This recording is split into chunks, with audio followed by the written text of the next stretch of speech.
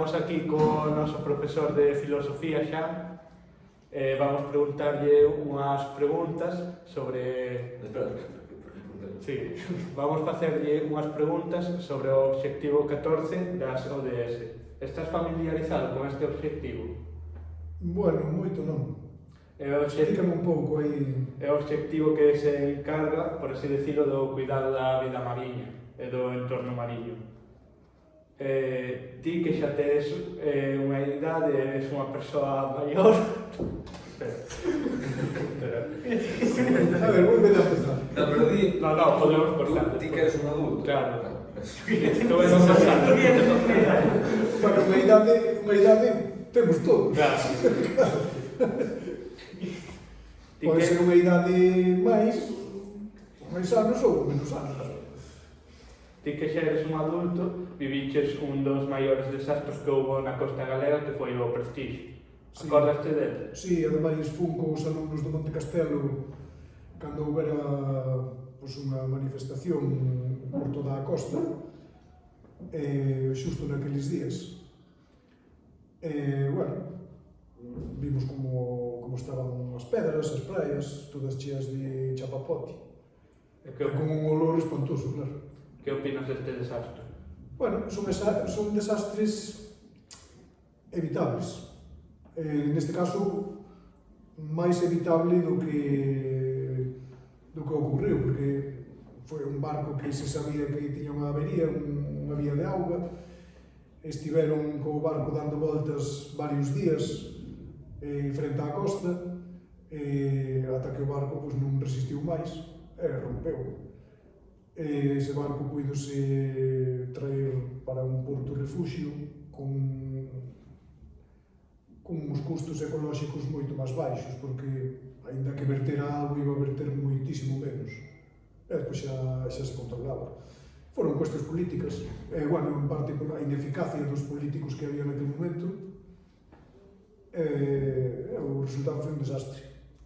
Ti que vives, por así decirlo, con estudantes da nosa idade e máis novos, crees que somos conscientes dos problemas que se enfrenta a vida mariña? Home, a ver, penso que hai máis consciencia hoxe que había o mellor fai 30 anos.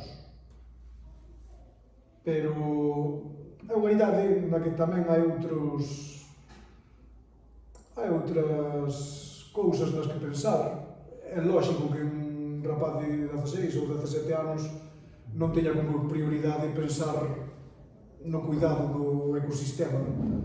Nesas idades hai cousas máis importantes que facer. Pero penso que sí que se avanzou. Hai máis consciencia hoxe que fai anos. Bueno, creo que nese sentido sí que houve un avance. Pensas que os medios de comunicación contribuíron a este avance? Bueno, os medios de comunicación a veces contribúen e a veces o contrario. Están dicindo hoxe unha cousa e dentro de X tempo din outra diferente. Non sei, os medios de comunicación ademais hai que ser moi críticos con eles porque basicamente a maioría pertencen a grandes grupos multinacionais, a grupos capitalistas que teñen uns intereses fundamentalmente económicos. Entón, calquera crítica que haxa ao sistema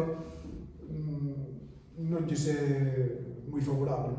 Entón, realmente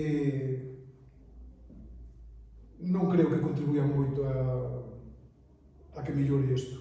Porque, basicamente, o gran problema que ten o medio mariño é o problema que ten en xeral todos os ecosistemas da Terra, é o sistema capitalista. O sistema capitalista é un sistema depredador, é un sistema no que o que prima é o beneficio económico, o fin básico do capitalismo é a acumulación de capital. Entón, se iso é o punto principal, é o fin principal, todo o resto queda relegado a un segundo plano. como crees que se pode abordar o tema da conservación dos océanos desde a ética? Que medidas se poderían tomar?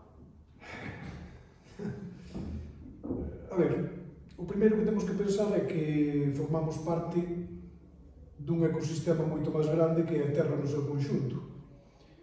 Desde o punto de vista ético, o ser humano debía ser un fin en si mesmo. Desde o punto de vista ético, o ser humano debía ser o máis importante, non? de todo o que hai, xunto co resto de animais e plantas, evidentemente. Pero o ser humano está relegado a ser un medio. É un medio para outras cousas hoxe en día. É un medio para conseguir diñeiro. Entón, non vexo eu que se poda facer moitas cousas, salvo alertar que, de alguma maneira, toda a xente que ten unha posibilidade, como son os profesores ou como son outros intelectuais que hai que non están ao servizo do poder, bueno, pues tratar de educar a xente en que o máis importante é conservar a casa na que vivimos. É dicir, se non conservamos a casa na que vivimos, non teremos onde vivir. É dicir, parece un ridículo que se esteña pensando en colonizar Marte, cando o primeiro que teríamos que estar pensando é en conservar a Terra que é onde vivimos. É dicir, non...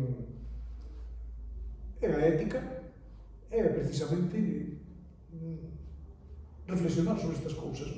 É dicir, reflexionar sobre que papel ten que desenvolver o ser humano na súa propia casa. Tratar de buscar solucións a todos os problemas que estamos producindo. Por iso ten que haber unha ética empresarial, ten que haber unha ética económica, ten que haber unha ética nas novas tecnoloxías. É dicir, temos que reflexionar sobre o que podemos facer, onde están os límites. Son cousas evidentes, non? Podemos facer moitas cousas tecnolóxicamente, podemos facer manipulación xenética hoxe en día pois ao máis alto nivel, podemos facer un clónico humano, pero aí haberá que poñer uns límites morais, non? Unha cousa é que poidamos facer algo, outra cousa é que debamos facer algo. Falando do que podemos facer nós, que poderían facer os gobernos e os políticos para mellorar isto? Bueno, os gobernos e os políticos o primeiro que tiñan que facer é deixar de ser os perritos falderos das grandes transnacionais.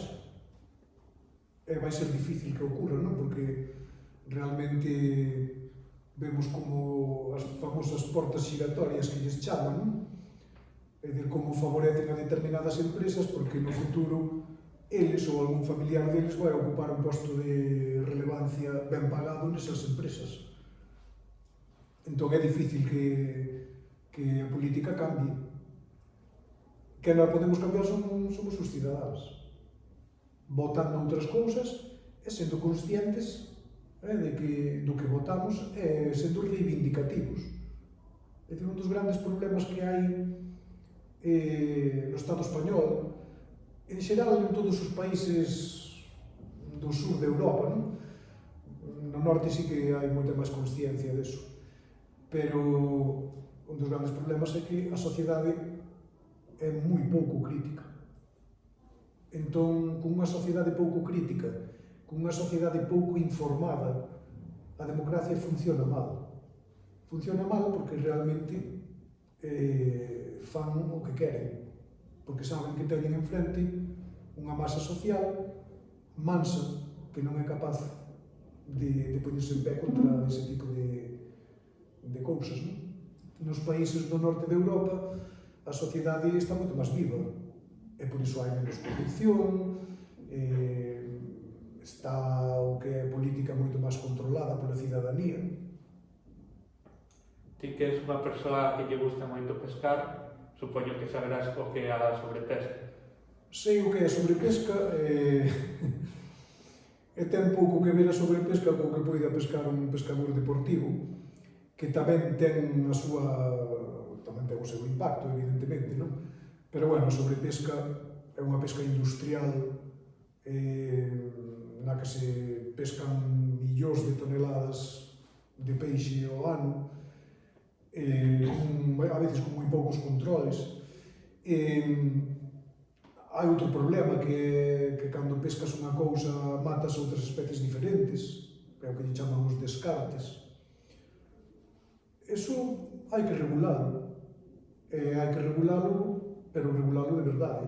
É dicir, non vale sacar os galegos dos caladeiros de pesca e que veñan os chineses ou que veñan os franceses. Simplemente seguimos tendo o mesmo problema. Despois hai outra cousa que non se di, cando falan da acuicultura como, digamos, unha forma de mitigar a sobrepesca, é falso. A acuicultura está enfocada a unhas determinadas especies que teñen alto valor engadido, pero o gran problema é que para soster a acuicultura é necesario seguir facendo pesca, facendo sobrepesca, de outras especies que se usan para facer as fariñas de peixe que se lle dá de comer aos que temos nas granxas de acuicultura. Co cal, simplemente, temos aí igual o problema. Outra cousa é se conseguíramos, ao mellor, alguna maneira de que os peixes que temos nas granxas puideran comer algún derivado de piensos vegetais ou mentes que a base da alimentación sexa fariña de peixe que hai que pescar masivamente con barcos, seguimos tendo o mesmo problema. E que opinas de que existan cuotas de pesca, tanto para a xente que se dedica a eso como para pescadores aficionados, por así decirlo? Ten que haber cuotas de pesca porque os seres humanos non somos leóns. Entón, dámonos conta de que os recursos son limitados. E cando os recursos son limitados, hai que protexelos. Entón, ten que haber cuotas de pesca. Non hai outra razón. Despois, o que podemos é falar sobre a xustiza das cuotas de pesca ou sobre a maneira de repartir as cuotas de pesca. Pero ten que haber cuotas de pesca, igual que ten que haber épocas de veda para protexer a especie, porque xa vimos no pasado que moitas especies estaban a punto de desaparecer se non se chegan a tomar medidas. Por lo tanto, claro que ten que haber cuotas de pesca. E ten que haber vedas no tempo, debería haber máis vedas, sobre todo de especies que non están vedadas na época de sobe e cousas desas, non? Por último, ti que coñeces ben esta zona, xa que levas moitos anos dando clase en Burela. Dando clase en Burela levo moitos anos e ademais eu nací en Sarraderos, co cal eu son nativo daqui da zona. Cal crees que o impacto do mar na economía burelense con respecto ao pasado, porque veu tan abaixo este impacto? Bueno, a ver, a economía do mar aquí tivo moito impacto porque Burela verdadeiramente medrou cando as boas épocas de pesca, non? Cando apareceu a pesca do pincho, da merluza, do gran sol, que se pescaba moitísimo, pagábase ben, había uns soldos moi bons, é dicir, os mariñeiros ganaban moito, os armadores ganaban moito. Foi cando realmente se construiu todo o que hai aquí en Burela, non? Despois viña a época do bonito, é dicir, no verán, moita xente iba exclusivamente ao bonito, eses 4 meses, a partir de xuño ata outubro, máis ou menos, era unha pesca moi sostenible, a pesca do bonito, sobre todo a pesca que fan aquí en Burela, con sistema de cacea, a que fan os vascos tamén, con o sistema de pesca ao tanque, con camas, bueno, é un sistema... Son pescas artesanais que só pescan cando está o peixe aí, na época en que o peixe pasa por aquí, históricamente pescouse bonito e o bonito sempre mantivo os stocks sin problema ningún coa pesca artesanal. O gran problema do bonito aparece cando se empezan a usar artes peláxicas, redes, para pescar o bonito, que pesca un barco pois nunha noite tanto como pescaba un barco de Burela en 20 días o sistema de cacea. Entón, pois bueno, por iso hai que regular, e ten que haber cuotas. Pero o sistema de cacea era un sistema probablemente o sistema máis ecolóxico que hai de todos. É dicir, no que só se pescaban bonitos, algún atún, é dicir, que iban así polo medio, pero basicamente bonito. Durante anos e anos, os stocks de bonito mantiveronse sin problema ningún. Moita xente, pois, simplemente coa costeira do bonito, dáballe para vivir todo o ano. É dicir, traballando 4 ou 5 meses, dáballes para o resto do ano. E incluso, bueno, había barcos que pescaban o bonito eses meses e despois estaban amarrados durante o resto do ano, ou algún ia pois, a pesca do marraxo.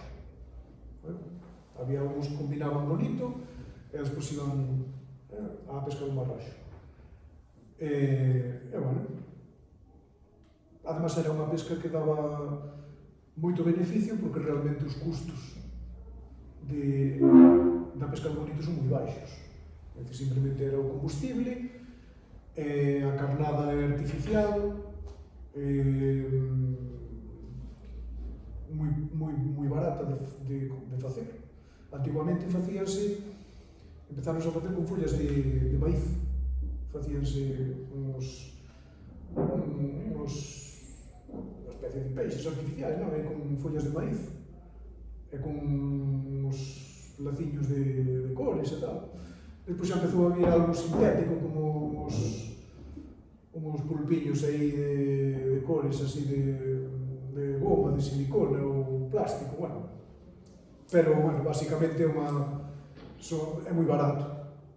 Entón non é o mesmo que outras pescas que tens que levar carnada viva ou carnada congelada, que xa supón, pois, bueno, un custo máis alto. Pero os custos do bonito eran moi baixos. E iso, claro, producía moito beneficio. Moitas grazas por dedicarnos o teu tempo e, sobre todo, pola túa sinceridade. Gracias a vos.